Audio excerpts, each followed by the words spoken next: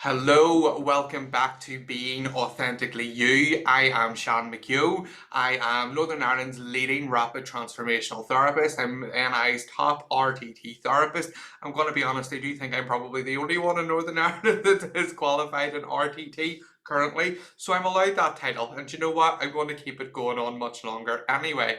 Not only am I an RTT therapist, I am also a certified hypnotherapist and transformational coach, and also a best-selling author. And I have been working for a little time with RTT, but for maybe a decade, I have been working in a client-facing role, helping clients, solve their problems, work through issues that they're having, get a bit of guidance, direction in their lives, and work with all-round, sort of mental, emotional, and spiritual healing and well-being, I suppose, would be a good thing. And I very, very much feel that my journey, my mission on this planet is to actually help people be their most authentic selves. It's just one of those things that I've found over the years. The more authentic we become, the better our lives are. The better our lives are, the more authentic that we get, the more that we're able to, show up in the world as our true selves. And,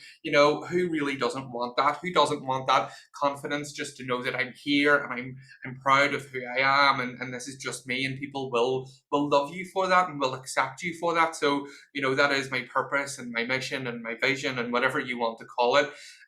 Moving forward with my business is to really just empower people. So I know that this Being Authentically You series is going to be a bit of a catalyst for that, or at least it's going to help me reach people, where I will be talking about various different things. Some may seem like they're coming way out of left field, and that's okay. And some may seem, yep, that is very much on target for Seán and the madness that goes on in his head.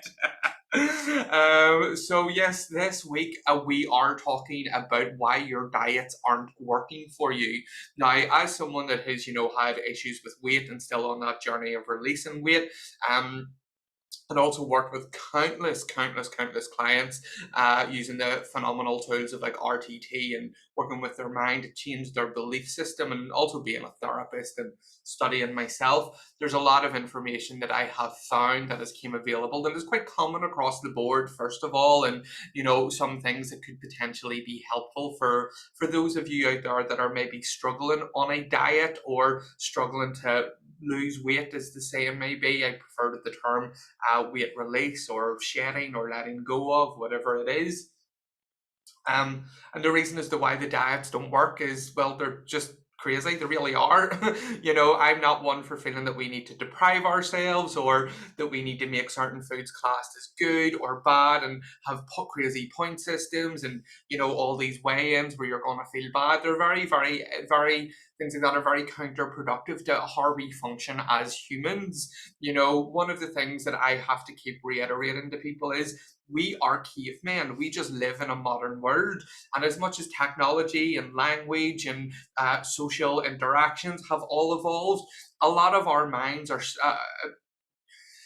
a lot of those things that keep us safe within our mind, those survival instincts, are still caveman. They're still way back then, which is good to a certain degree, but not for the way things are so readily available today, such as being able to go to the shop and buy 100 chocolate bars for like 20p, so there's a lot of things that are very counterproductive to us and our minds. And I do find that once you begin to understand the mind a little bit more, and how habits are formed, how beliefs are formed, and how to indeed make, break, and change those, it does make things like releasing weight or, eating correct food, quote unquote, much better, because our mind is indifferent to what we say.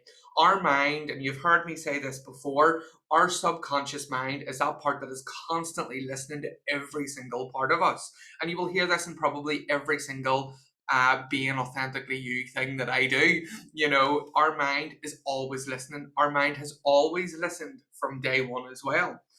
It's a cheeky wee bugger that way. It's a nosy wee bugger that way, that it listens to every single thing that we say. But like I've said, our mind is indifferent to the things that we say. Our subconscious mind has no ability to, sorry, has no ability to reject information that is impressed on it time and time and time and time again, especially with enough of an emotional back into it.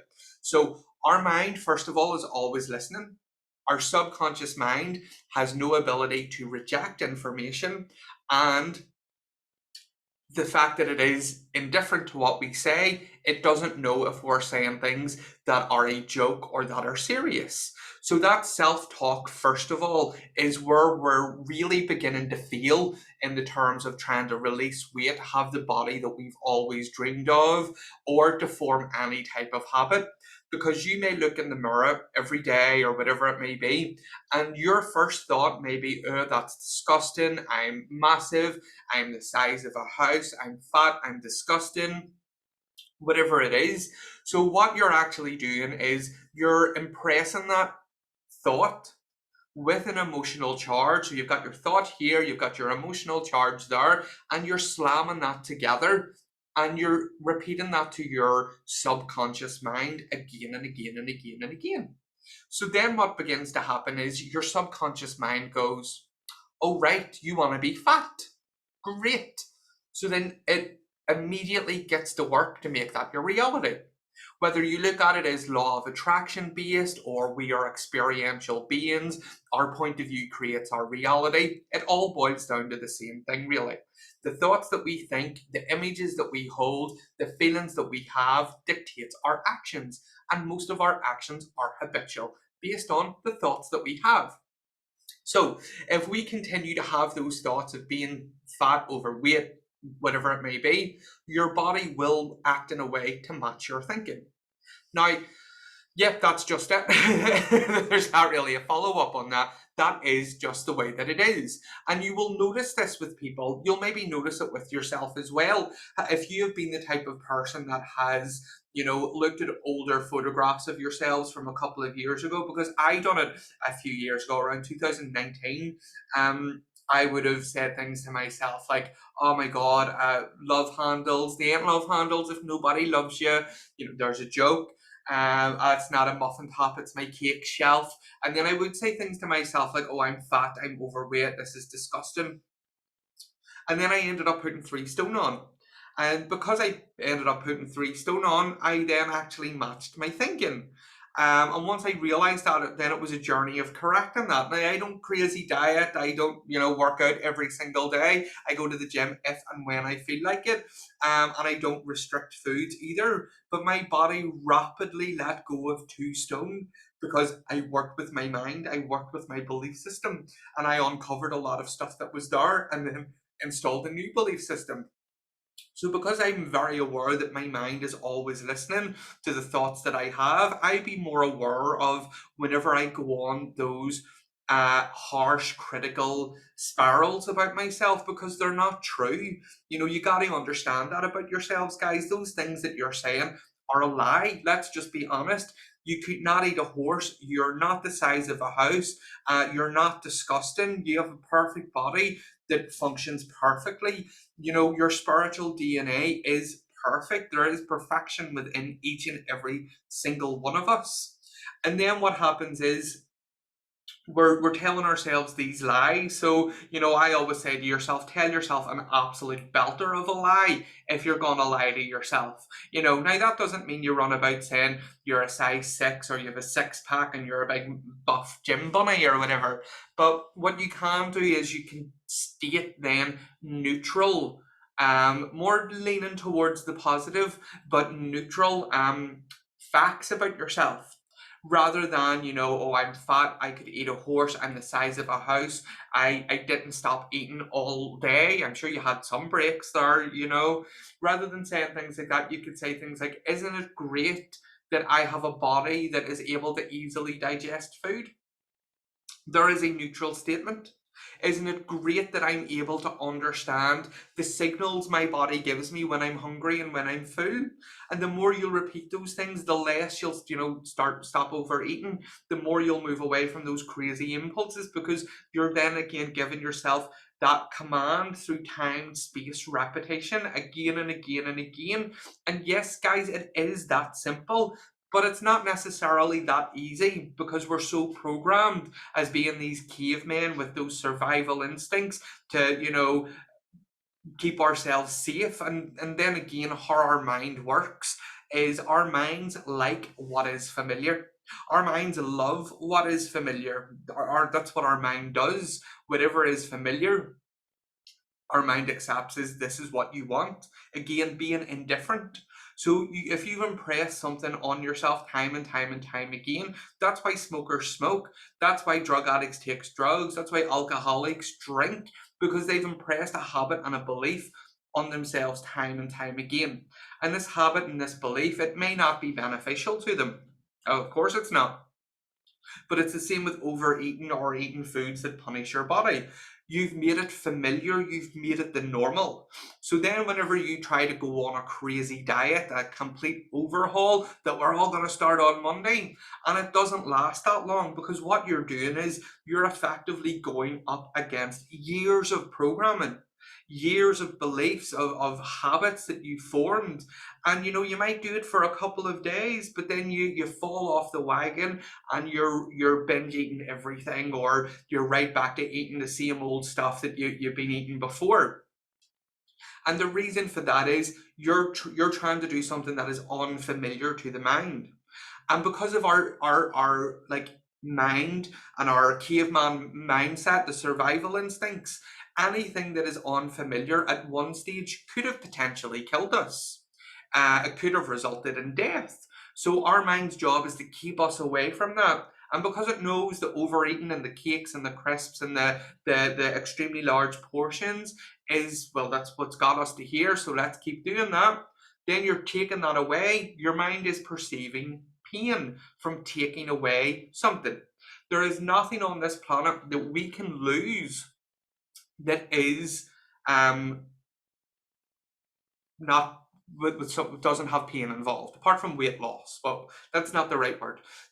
So if you lose your car, it's painful. If you lose a partner, that's painful. You lose a parent, that's painful. So whenever we're putting loss and lack and scarcity on something, our mind will either perceive that as being a threat, or will make it more luxurious and make you want it. Because way back when we were cavemen, hunter-gatherers, all that type of stuff, what really was our minds, our brains are actually hardwired to consume those sweet, sugary things that you would have found in nature. Now, not in the spar, but what you would have found in nature. Not like going down to your Tesco's and getting a multi-pack of something. So our minds, when we were cavemen, when we found, say, like the honey or the sweet fruits, the berries, whatever it was, and we ate those things, our brain went, we don't know when we're going to get this again, so let's eat as much as we possibly can. But we still now have that sort of quote-unquote survival instinct, that caveman wiring. And that's why we end up binging and having poor impulse control. We end up going, oh, we'll buy the multi-pack and sure that'll do me all week, and then you end up eating it all because your mind is going, I don't know when we're getting this again, let's eat it all, let's eat it all, let's eat it all, because you haven't instructed your mind correctly. I have choice here. I'm choosing just to have one as a treat, as an enjoyment, as whatever it is. Because whenever it comes to that type of stuff, you have to give your mind the correct instruction and say to your mind that, this is just going to be an enjoyable experience. This is going to be a treat. And then through the time, space, repetition of doing that, that's whenever you stop eating the multi-pack in one sitting, and it does last you all week if you so choose to continue to eat that. So there's a lot that I've shared already. Not at all like any of the notes that I've made, to be totally honest with you. But hey, it's still very, very beneficial stuff,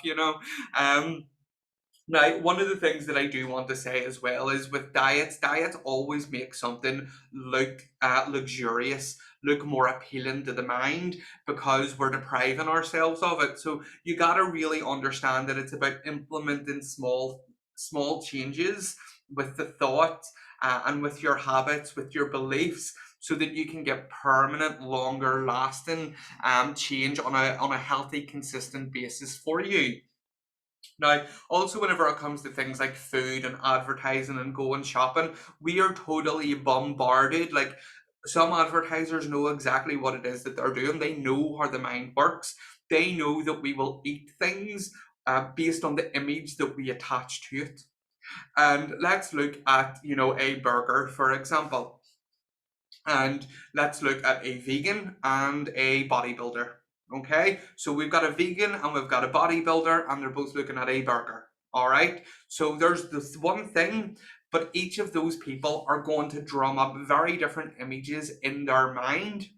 So the vegan is going to look at that and see the pain and the torture and the suffering that has been involved in creating that burger. And then a bodybuilder is going to look at that and think, oh, that's a good source of whatever a bodybuilder thinks that's a good source of. So the images that we hold in our mind will very much dictate the things that we'll grab in the shelves when we're out. And that's why, you have food that is advertised as things like, oh, it's better than sex, it's creamy and dreamy and sunny delight and happy meals and, all this type of nonsense, because it drums up images in your mind of happy times, of good times, of delightful experiences, of something being very sensual. So your body is attaching those really good images to those things that are empty calories and not nutritionally beneficial to you at all. And then you could have an emotional subconscious belief attached to those types of foods as well. I'll give you the example of that, like with myself. You've probably heard me tell the story of my granny and the lemon meringue and the apple pie over and over and over again. So, whenever I was a young child, my granny used to bake for Halloween. She used to bake the lemon meringues, the apple pies, and I would have been with her as a child and watched her do this in the lead up to Halloween. And she always would have made me my own little apple pie, and I would have always told this story fondly as an adult, going, that's how I learned to bake, was being around my granny all those years. And I would have been a typical emotional eater, so something would have went on, and I would be straight to the shop, cake, sponge, chocolate, all that stuff. And what I found using the tools of RTT is that as a child, I believed that getting that lemon meringue pie, that experience with my granny, that feeling that I attached to that pie, that cake, was a feeling of connection, being cared for and loved and looked after. So there's a subconscious belief that I have formed about food. And then I didn't know that as an adult, because as a grown up, I would just say, oh, yeah, that's how I learned to bake. But in saying that, then I would have been caught in that emotional cycle that anytime I was eating, I was trying to emotionally regress to feeling like that child, to feel emotionally full.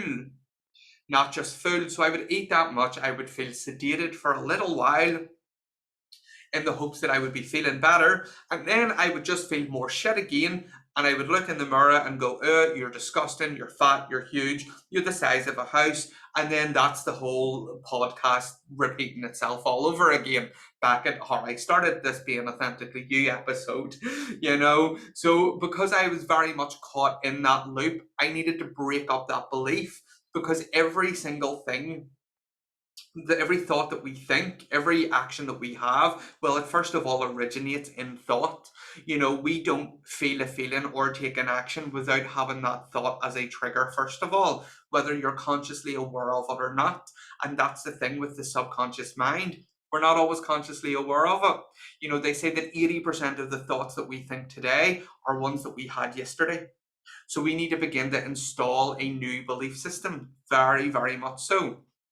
And also educate ourselves with food. One of my main rules about food is, because nutrition and stuff isn't taught, and having a BTEC in nutrition and learning about this stuff, one of my main rules is, if it is a plant, eat it. If it's made in a plant, avoid it.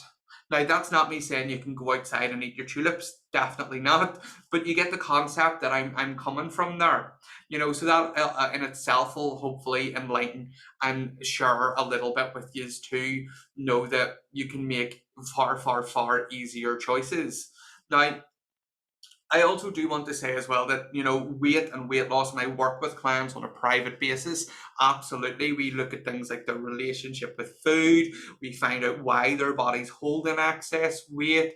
We can work on impulse control, all this type of stuff. You can book a private RTT session and work with me privately 100%, or you can go to the description of this, Being Authentically You, and there is information on my brand new 5-week program, my Ditch the Diets program. It is epic.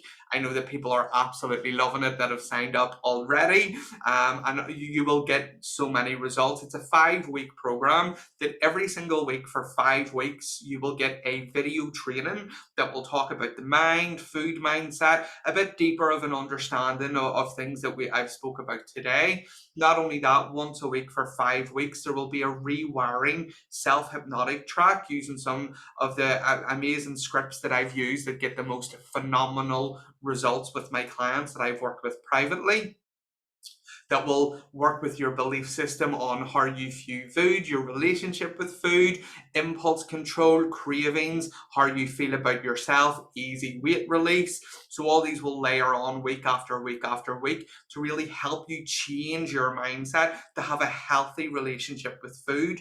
And then 3 weeks out of the 5, there will be a root cause audio that will help you get to the root cause of limiting beliefs with your relationship with food, with your body, with your confidence and self-esteem, so that these audios will all work one-on-one. And there's also weekly worksheets to work through to really deepen your understanding, so that you can effectively and happily and easily ditch the diets. So you can go and you can sign up to that program. The link is going to be down below in the description, and it is an amazing price as well, also, if I do say so myself. And this is through doing so much work that I'm able to provide this to you. So if not, listen to the audio, listen to watch the video today, watch it a couple of times, like, share, subscribe, and I will see you next time with the next Being Authentically You. Have a great week, guys. Bye bye.